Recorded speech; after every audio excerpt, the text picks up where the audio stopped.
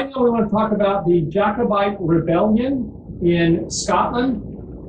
There were a series of rebellions, actually there were a series of conflicts, political conflicts in the late 17th century, first half of the 18th century, and much of it was related to what is called the Jacobite Rebellion. Jacobite is from the Latin Jacobus, which means James.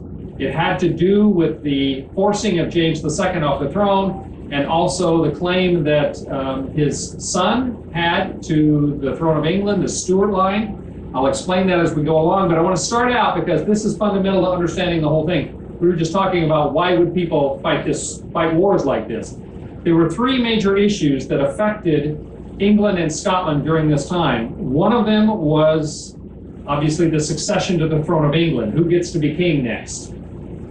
To me, it's like being president. Why would you want to do that? But there was a big conflict over who got to be king next. The second issue, which was perhaps one of the major ones, was the authority of the king. We're talking about a period of time right around here. We see the follow-up in the 1700s to what happened in the 1600s in England when you have the English Civil War. You've got and that'll be the first part of what we talk about here, the beheading of King Charles I, who was a Catholic king. And the big issue amongst the nobility in England at that time, and this carried over into Scotland, was how much authority does the king have? Because there were monarchies at this time, in France and in Spain, for instance, where they had accepted that the king had absolute power, that the king ruled by a commission from God, and he had absolute authority to do what he wanted to do. Well, the nobles in England didn't like that idea. And starting with, back with John, and when the nobles forced him to sign the Magna Carta, which said that there were certain rights he had to respect, England had always struggled with this idea of absolute rule. And so that was one of the issues. How powerful is the king allowed to be versus the other nobles in England? And then the third issue, which comes up very strongly in all of this, is religious tolerance, particularly the Catholic versus Protestant. There actually was a third party called the Dissenters at this point, which were the Presbyterians. Yay, Presbyterians. Other non-Anglican Protestants, basically. And so that comes into it as well. But it's primarily how much authority does the king have, who gets to be king, who is in the line of succession, and how do we treat people who have different beliefs than the Church of England. Now, in order to get to this, there's no way to talk about succession to the throne without talking about genealogy. And I hate to do this to you, but hang with me here, okay? I'm going to give you a few minutes to memorize this, and then we'll all talk about it. Now, I want to give you a basic understanding. You have to know something about who's who in this, and hopefully this will answer some questions you might have had about the whole royal succession thing in England and Scotland anyway. But the 100 Years' War, I mentioned in my last talk that Edward III, the grandson of Edward I Longshanks, that he sort of stopped focusing on Scotland because of the 100 Years' War. He was focusing more on France, and they fought a war for 116 years. Well, at the end of that war, and sort of as a result of it, they have what is called the War of the Roses, where two of the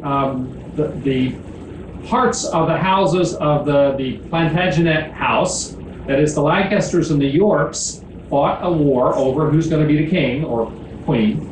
They finally resolved that when they married the two houses together, Lancaster and York. Henry of the House of Lancaster married Elizabeth of York, and they began a new line, the House of Tudor.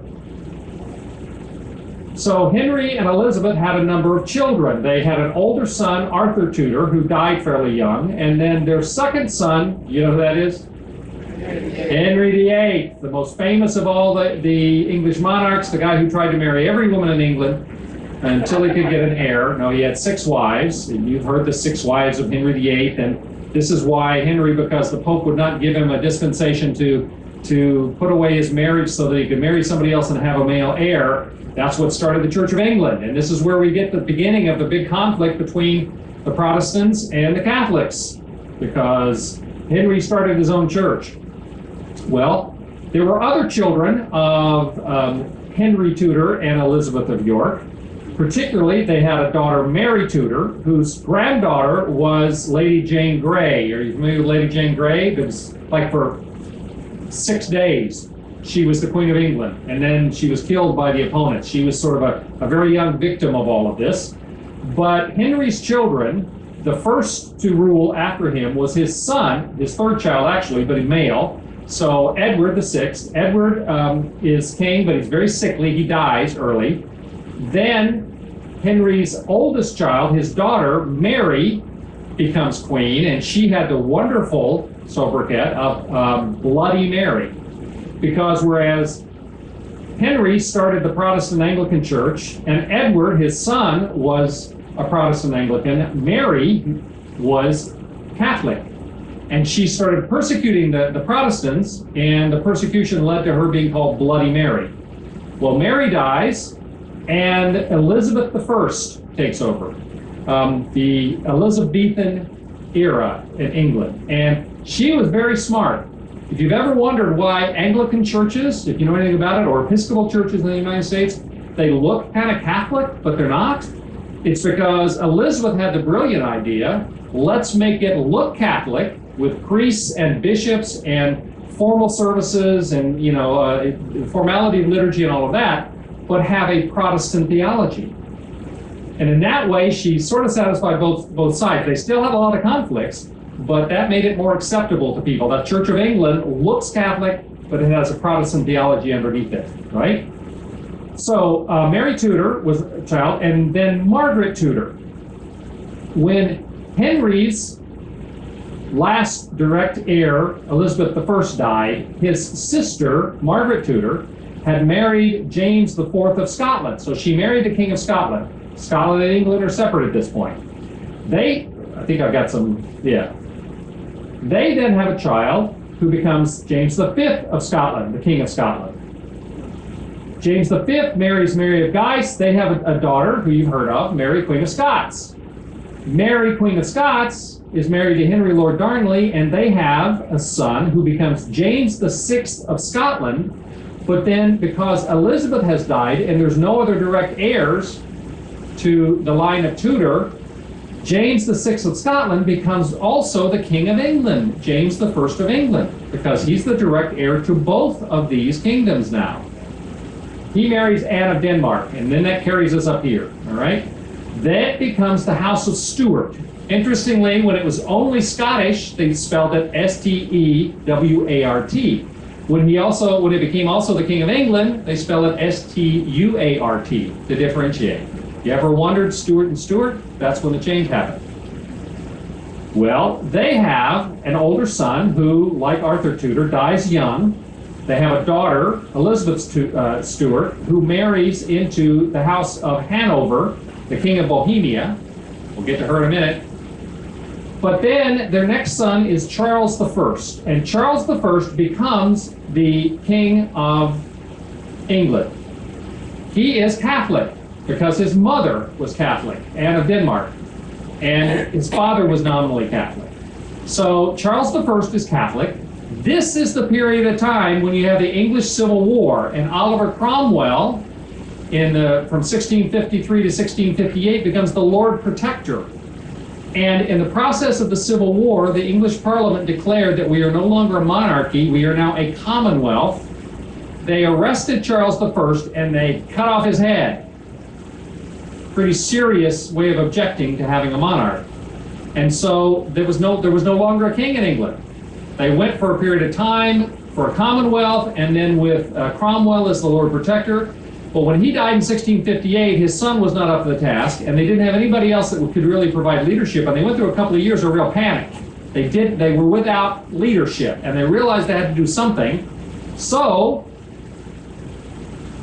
they went and got Charles I's son, Charles II, who has been off in exile in France, and bring him over.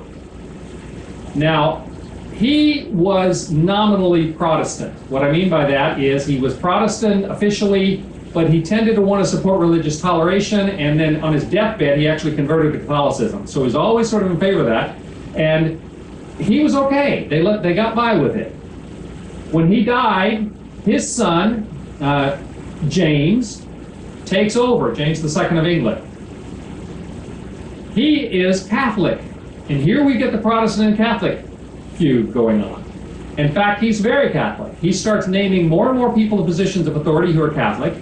The first time they ever had a Catholic Viceroy of Ireland under the throne of England, first Catholic they'd ever had in that role. So he's encouraging religious toleration, he's naming Catholics to position of authority, and he starts getting a little too Catholic. After he's been on the throne for 3 years, he has a son.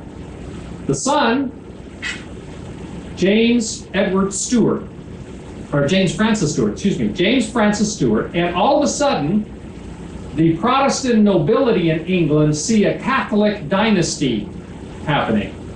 It's bad enough. I mean, they were thinking, okay, we've got this Catholic king, James, but when he dies, we'll go back to the way we like it. We'll find somebody else. But when he has a son who's also being raised as a Catholic, they don't like it.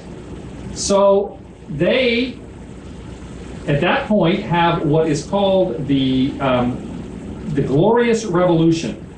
The authorities, the nobles and Parliament in England refuse to accept James at that point after he's had a son. They force him to abdicate, and he flees to Ireland. And they bring over James's daughter, who is Mary I. She is a Protestant. She's been living in the Netherlands, what we call the Netherlands, that area, and she's married to a fellow named William of Orange. He had become a hero of the Protestant faith because he'd been fighting against the Holy Roman Emperor and other Catholic armies. He was like the Protestant of Protestants. And the British really liked that. He was married to the daughter of the king they forced to abdicate. So they bring Mary and William to England. And you've heard of William and Mary, right? There's a William and Mary College. They come over and become William III and Mary the Second, I think it is. I never can remember the numbers without looking at the chart. So they are now the rulers. They had completely bypassed James's son, who is a Catholic. All right? They've taken his Protestant daughter instead, and her husband are now the kings of England, king and queen of England. Mary dies first. William lives a while longer. When he dies, Mary's sister Anne becomes queen for a few years. She dies. There's no longer anybody in this line, the Stuart line, except for James Francis Stuart, whose father had been forced to abdicate. And they don't want him because he's a Catholic. And he's hiding in France. Not hiding so much. So at that point, they turn to the other line from Elizabeth Stuart that is German line, and that's where we get the first George I. And then George II, and then George III, who we had a problem with. Or, as I told somebody the other day, actually, he had a problem with us. The American Revolution happened under George III. But George I was from the House of Hanover. He basically was German. In fact, he spoke German. He did not speak English. We had several kings there of England who didn't speak English. That was true back in the days of William the Conqueror, too. They spoke French, but these guys spoke German. Well, here you've got James Francis Stuart, the son of James II, who had been the king of England, and he's saying, wait a minute. I'm in the line for this, but he was a Catholic. And they didn't want to go there. So they'd rather get somebody who didn't speak English, but was Protestant, to come from Germany to be their king. And then James Francis Stuart's son, Bonnie Prince Charlie. So you've got William of Orange, who became William III of England, Mary Stuart, the daughter of James II, who had been the king of England. They're married, and they are the king and queen of England now. Poor old James Francis Stuart, the eldest son of the previous king, James II, is in France, claiming he's the one who should be king, and he started being called the Old Pretender, because to claim a right to a throne, when people don't believe you really have a right to it, they would, the reference there, they would call him a pretender to the throne. So James Francis Stuart is in France. He's insisting that he should be the rightful king. And over a period of time, we end up with a rebellion to try to put James Francis Stuart back on the throne. This is why it's called the Jacobite Rebellion, because James I, remember Jacobite, Jacobi, is the Latin for James. James II was forced to abdicate. His son, James Francis Stuart, was not allowed to become king. So there were people who were fighting or willing to fight to put James Francis Stuart on the throne because they believed they were Catholic and they believed the Catholics were getting a raw deal. And there were times when the Catholics did get a very raw deal in England and Ireland. We'll talk about that later when we talk about the Irish problems. They're also believed in that the Parliament did not have a right to interfere with succession. That whoever really did have the most direct line of succession, there was a divine right of kings. They had a right to become the king, and you couldn't tell them otherwise. And then it had to do also the authority of the king in that case. So, in addition to James Francis Stuart claiming the right to the throne, his son comes along, who is Bonnie Prince Charlie. Basically means pretty Prince Charlie. He wore skirts. So, as you can see here. Now, he was called the Young Pretender. His name was Charles Edward Stuart. He was referred to as Bonnie Prince Charlie or the Young Pretender. So his father, James Francis Stuart, and then his son, Charles Edward Stuart, both claimed the right to be King of England. And in 1715, there was an uprising. This is the year after George I is made the King of England. They bring a German over. There's actually an uprising called the 1715, in which various supporters of James Francis Stuart tried to, starting in Scotland, where they had a lot of support because the Stuart line started in Scotland, to try to take over the throne of England and of Scotland. It was not successful. They had support from Louis XIV of France because he was a cousin, but they were unsuccessful in 1715 trying to rebel. Then in 1743, because he's getting to be an old man, James Edward Stuart names his son Charles, Bonnie Prince Charlie, as his regent, meaning he had a right to act in his father's stead. That was in 1743. In 1745, Charles leads the Jacobite Rebellion, which is called the 45. So they refer to his father's rebellion as the 15, because it was in 1715.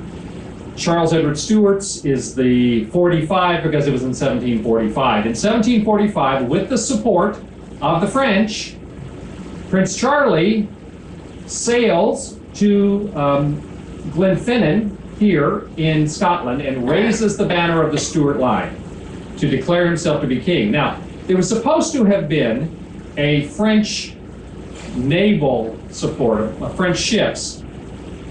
I don't know why the French kept trying to invade England by sea, because it never worked. They always had a storm, or they always had something go wrong, with the single exception that William the Conqueror, William of Normandy, who was French, was successful in bringing a fleet to England. But in this case, the ships get scattered in a storm, but Bonnie Prince Charlie still gets there. He raises the banner in Glenfinnan. He has he rallies the clans, the calling of the clans, to join him and support the Stuart cause. You'll notice the different colors here. The green are the areas that were neutral. They refused to declare a side between the King of England and Bonnie Prince Charlie, who claimed the right to the throne. The orange areas, and you can see the names of the clans. There's MacLean, MacDonald of Glengarry, Farquharson, etc. The sort of pink areas, the orange areas, are those that were Jacobite clans. They were in support of Bonnie Prince Charlie. And then you get the sort of pinkish here are the ones that still maintain loyalty to the King of England. And part of the reason for that is that part of these people were Catholics, as they had been, and part of them had converted to Protestantism. And there were other reasons too. I mean, in the battles that occurred, including the Battle of Culloden, there were people from the same clans fighting on opposite sides. It's much like our Civil War in the United States. So he raises the banner in Glenfinnan, and he begins a march, and he wins a number of battles. He goes up to Fort Augustus at the south end of Loch Ness, and then marches down. winning several battles along the way. They go down to Edinburgh, and Edinburgh surrenders to them. I think they may have maintained a keep, but for the most part surrenders. They win a very impressive battle at the Battle of Preston Pass in 1745. And at this point, Charlie's on a roll. You know, and the more you win, the more people want to fight with you. And so he's getting more and more people, both Highlanders and Lowlanders. You get down here and you get into the lowland areas, are beginning to join his army and his flag. And so they start marching south toward London. They get as far as Derby. They're successful at Derby, but then they hear two things. One, they get word, which turned out was not true. They had been expecting that others in England who supported the Jacobite cause, who believed in the divine right of kings, who believed in the right of succession, not what the Parliament or the nobility said, that there were going to be thousands of these people, men who rose up and would fight with them. But somebody had convinced some of Charlie's followers that there's nobody going to support you when you get further south. This is as far as it goes. They also got word that English troops were arriving. One of the reasons why he was as successful early on as he was is this is taking place during the War of Austrian Succession. A lot of British soldiers were on the continent because of other commitments. Well, when all this starts, they call them back. And so they say to Charlie, not only are you not going to get the kind of support we'd hoped for if you go toward London, and that wasn't true. There were groups that would have joined him, they found out later, but also we've got a huge military force from the British Army who's coming after you. So, contrary to Prince Charles's, I call him Prince, he never was actually a prince, he's Prince Charlie because they thought he should be, but he's told by his followers, and he finally gives in, although he didn't want to march back north, and he comes back along this line, up to Glasgow, and then back up this way, and he ends up toward the north end of Loch Ness at a place today known as Culloden. It was Drumacy Moor. Well, at the same time this was happening, the British are sending forces after him. They are under the control of a man called the Duke of Cumberland, who was the youngest son of the king, King George II at this point. And he was a rough character. He had led a lot of military campaigns on the continent. He had been a fairly successful soldier. Later on, he proved not to be a very good soldier, but he's chasing them. He's following them. And you'll notice the red lines. They get up so far, and then they split. Part of it goes up north in order to sort of close in on them. Part of it follows up this way, and they end up arriving at Culloden with Bonnie Prince Charlie's army and the army of the Duke of Cumberland. Now, I mentioned this before. One of the problems that the Scots had is they didn't have trained military. They didn't have officers, really, that were very experienced. They had a few, but not many. And so they did not have the kind of military discipline. They were volunteers. Not all of them had the kind of weaponry you would expect an army to have. Whereas the British were perhaps the most disciplined military in the world at that point. They had been very successful in various campaigns on the continent, and they were ready to do battle. Very disciplined, strong officer corps, that sort of thing. So they arrive on 16 April of 1746 to Culloden battlefield. Now, Drumacy Moor, which is the actual location, if you go on the Culloden and Cawdor excursion, you'll have a chance to see the battlefield, and they have a wonderful visitor center there.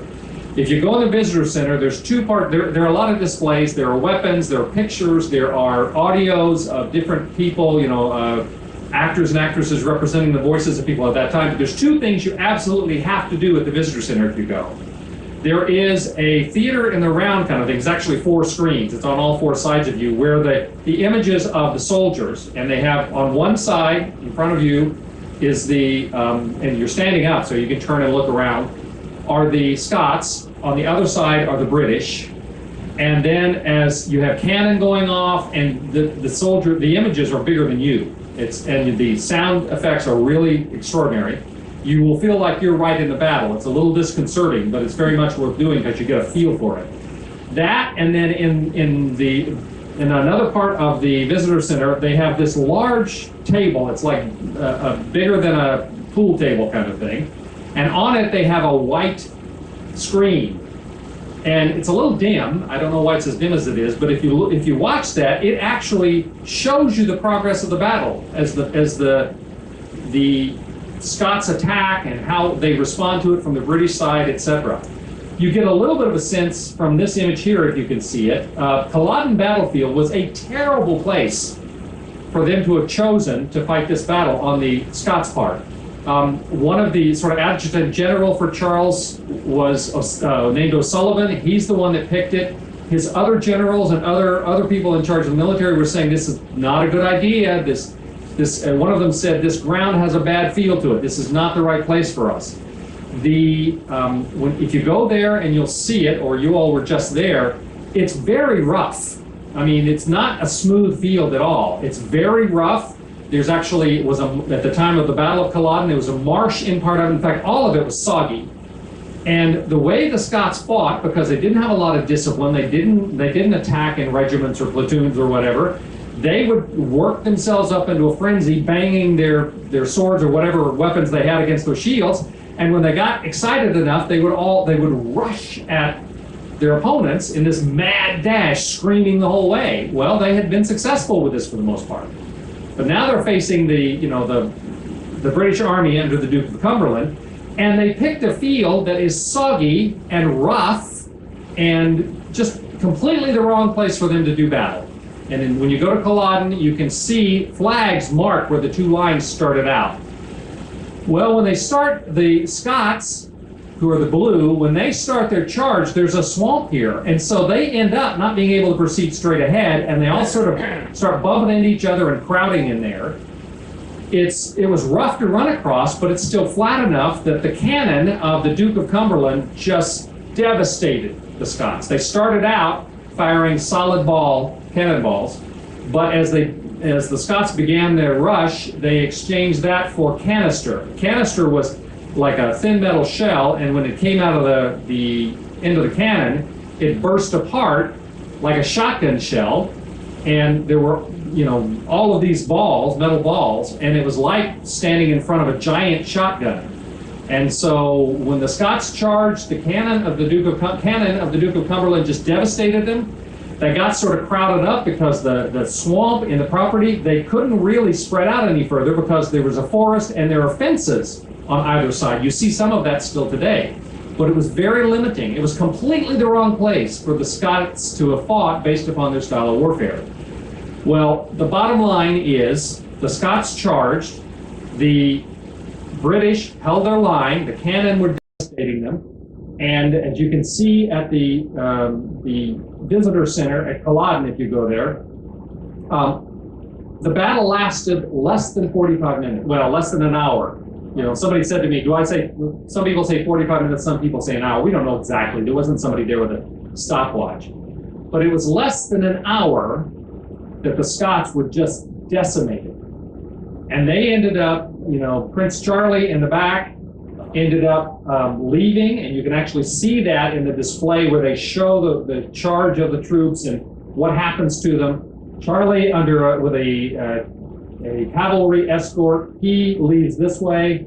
Where they strike there, they're completely decimated, and then Cumberland had reinforcements in the back, and they come up. They ended up chasing them from the field, and it took total casualties, that is killed and wounded. The English army had about 300. Scottish army, which was only half the size, they were much smaller, lost 2,000 soldiers, either dead or wounded.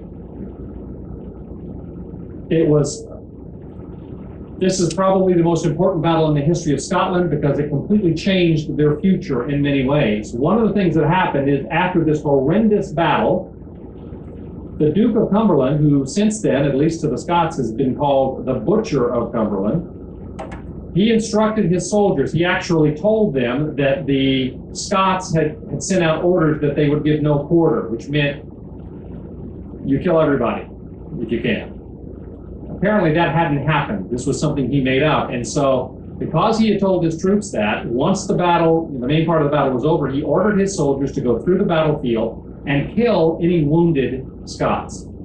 So they were killing the wounded across the field. The only people they made an exception for is that in the Scottish army, there were some groups, some divisions, that had been Scots or Irish that were actually under the flag and the uniform of the French. They had been divisions of the French. Remember, Henry XIV is supporting all of this. So he had sent some of these Irish and Scots divisions over.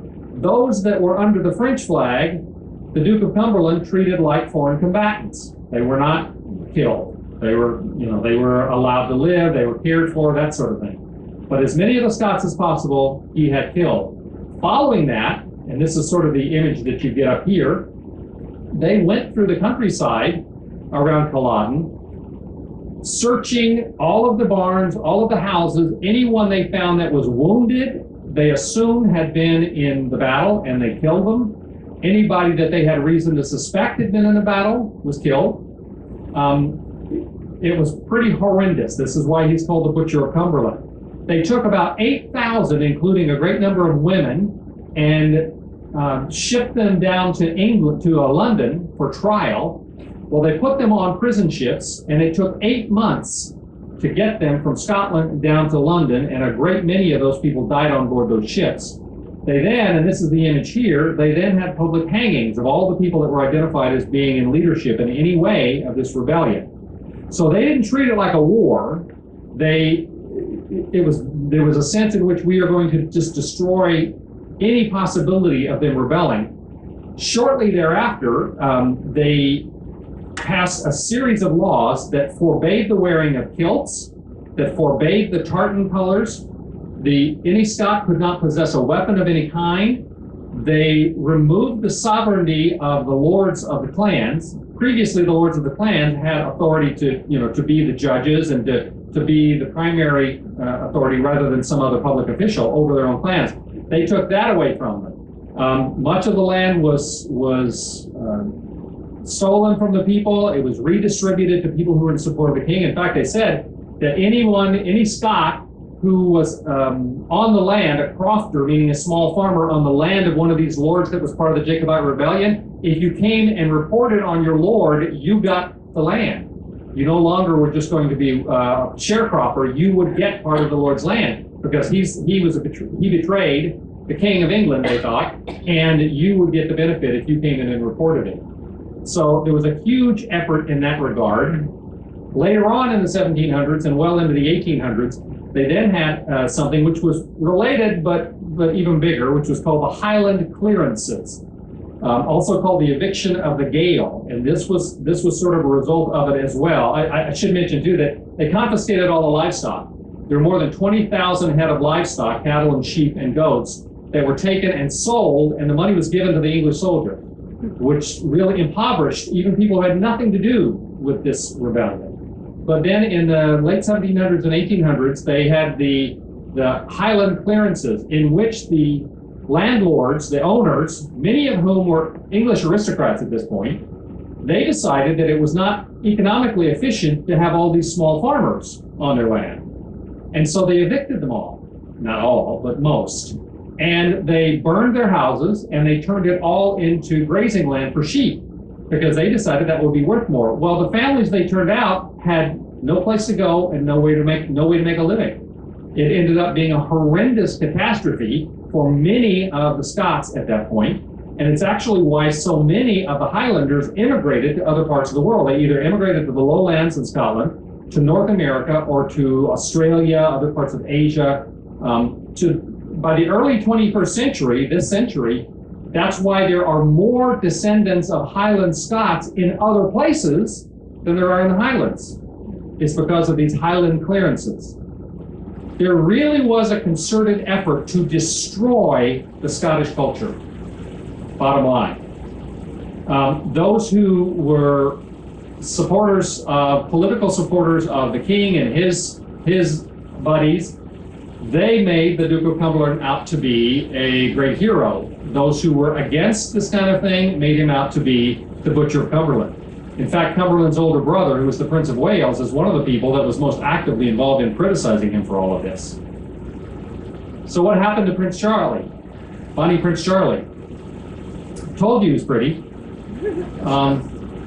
He fled to particularly the Hebrides Islands, and you're going to be around the Isle of Skye. That's the Hebrides area when we go to Oban. And he fled there, and for several months he was just like 5 minutes ahead of the authorities as they were trying to find him. Various people were helping him hide, moving him from place to place.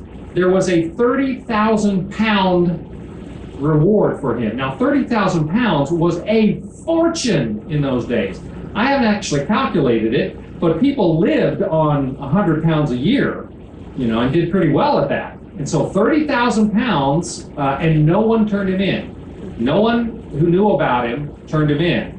Finally, a woman named Flora MacDonald, who supported the Jacobite cause, dressed Prince Charlie up as her lady's maid. And they were successful in keeping people from knowing who he was. They ended up getting on one of two French ships, sailed back to France. So Charles escaped, got to France, and for the rest of his life, he still insisted that he was the rightful heir to the throne. And he was always trying to generate enthusiasm for this. But again, based upon the response that the Duke of Cumberland and others had to the Jacobite cause, there was not a whole lot of support for that at that point. There are a number of very beautiful and romantic and melancholy songs and poems written about Charles. The Skyboat song is one of them. There's an old Irish song in Gaelic, Mo Gili Neir. And the reason the Irish are involved in this too is that when James II was forced to abdicate and William and Mary came on the throne, I'll get into this in one of the Irish talks, James fled to Ireland, where he had a lot of support amongst the Irish Catholics. William followed him after he was made king and with an army and defeated him at the Battle of the Boyne. And so the Irish military was very involved in this. The Irish people were very involved. And so there are a lot of Irish songs about it. Very sad songs, and most of them end in one way or another with saying, Charlie will return. Well, Charlie never returned. And the Jacobite cause died out, and we continued with the line of Hanover. Of course, today we have the House of Windsor, but the House of Hanover continued through all the Georges and everything. Today, if you go to Culloden, you will see out in the battlefield this cairn. It's a large stone cairn. The Battle of Culloden was fought on this moor, 16th of April, 1746. The graves of the gallant Highlanders who fought for Scotland and Prince Charlie, they call him Prince Charlie, although he's never really the prince, are marked by the names of the clans. And then you'll see these triangular stones in various places that have the names of the clans on them. The clan of Stuart of Appin, the clans MacGillivray, MacLean, and McLaughlin, and you'll see others there, which are where they buried them in mass graves as much as they could tell where they were from. There are several gravestones that are the mixed clans, which means they couldn't actually identify because, these guys who were hit with cannon fire and stuff like that, there was no way in many cases to figure out exactly what clan they belonged to, so they were buried together. This is perhaps, in terms of the history of Scotland, the most important event. How many of you all watched the TV show Highlander? Okay? Or Outlander, I'm sorry, not Highlander, Outlander. Highlander was a different show. We watched just the first season of it, so I haven't seen it since then, but it's the story. They're from books by Diana Garibaldi, something like that. And this woman who is she's alive at the end of the Second World War, she gets transported back miraculously into the period of time leading up to Culloden. And she gets connected. She ends up marrying Jamie Fraser of the Fraser clan. The Fraser clan was one of the significant supporters of Prince Charlie. And she, at one point, she's riding on the back of a horse with her new, young, good-looking husband. And she looks out over this, and she says, "What is that?" And he said, "That's Drumassy Moor, and Culloden is." And she's thinking to herself that within 2 years, because she knows the history, that will be the place that the Scottish dream dies. And that's Culloden. Questions? Yes? With the British monarchy being in such a disarray, how did they manage to colonize America? With the British monarchy being in such disarray, how did they manage to colonize America? Well, obviously they didn't do a very good job of it. because we're not even part of the Commonwealth anymore. I mean, the British, there was a period of time in which by far, the British Empire was by far the most powerful. It is, the largest empire ever created, not the largest contiguous empire ever created, meaning, you know, altogether, that was, you know who that was? Who was the largest contiguous empire in history? The Mongols, the descendants of Genghis Khan, his sons and grandsons. They had, because they stretched from, you know, Eastern Europe all the way to the Sea of Japan. But the British Empire is the largest empire in history, spread out in terms of the number of people influenced by it. And they were the great sea power. They were very powerful. They were very efficient as administrators of all that. You got to give them their credit for it. But so they had a lot of struggles and problems. But in the midst of it, you know, the British Empire was pretty efficient for all of that. We're talking about the problems because you always talk about the problems. You go on vacation, the stories you're going to tell when you get back are not about all the great things that happen, but some problem you had. That's just the way life is. That's how people are. Other questions? Yes?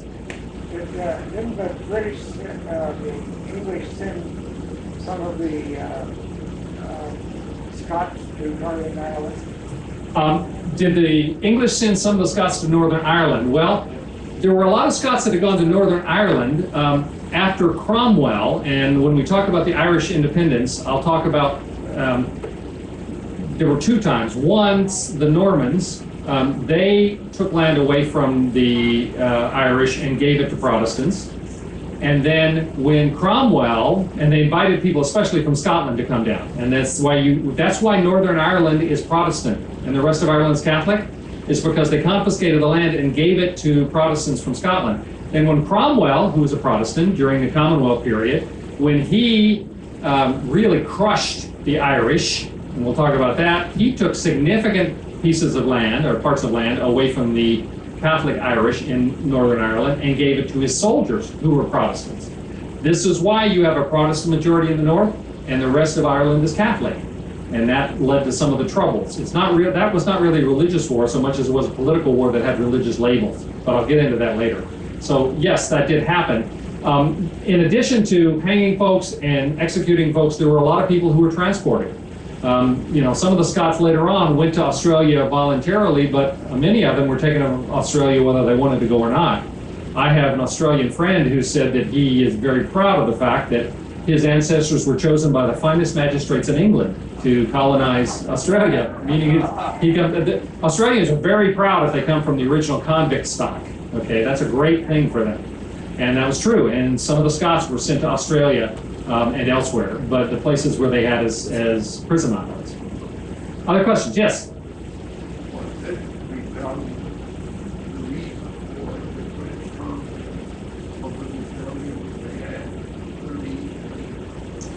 The British, I'm sorry, say that again? The British from during conflict. Mm-hmm. That 30 years later, 1775. Right.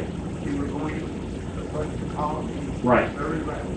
Yeah, so it was 30 years after this, after the 45, that they ended up with the rebellion in the American colonies. And they, you know, it's an interesting thing. Apparently, George III, the morning that he got up, July 4th of 1776, in his personal diary, which they still have, he wrote, "Nothing of any significance happened today."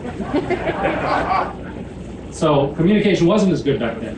But yeah, there are a lot of things and after the American Revolution, and they lost the colonies there, that affected their attitude toward the desire for Ireland, for instance, to be independent. And there are a lot of other pieces of that. Other questions? Yes? Are there any pretenders today? Are there what? Any pretenders today from Bonnie Prince Charlie's family? Are there any pretenders today from Bonnie Prince Charlie's family? I don't believe so. I don't think there's no one who claimed that. We had somebody in the last voyage who said he was the 20th generation after Edward I Longshanks that I talked about earlier. And he said his brother did the research and found that out and said, we're directly descended from Edward I of England, Longshanks, who, with the whole War of Independence and all that. And so he said, well, why am I living like this? Why am I wearing a crown and everything else? He said, well, because there's like 2 million of us, you know? So at this point, after a period of time, it gets watered down enough that I don't think that issue comes up. Other questions? Yes? The night before we got on the ship, Mm-hmm.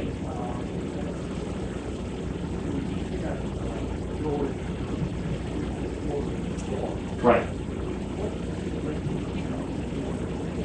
Well, anyone who was a king, I mean, I don't know why they would have specifically given him that street, but anyone who was a king of the empire will have a lot of things that are named for them, identified. If you become a monarch of England or the United Kingdom, then there's going to be a lot of recognition. You know, there's that very fat statue of Victoria on top of the museum in the middle of Edinburgh, for instance. So I don't know if there's any particular reason why they would have named that after George IV, but anybody who becomes the monarch is going to get recognition. They're going to get things named after them because, you know, there's only one. Why do we have any city in America you go into, there's going to be a Washington Avenue and a, you know, an Adams Street and et cetera. It's the same thing. Any other question?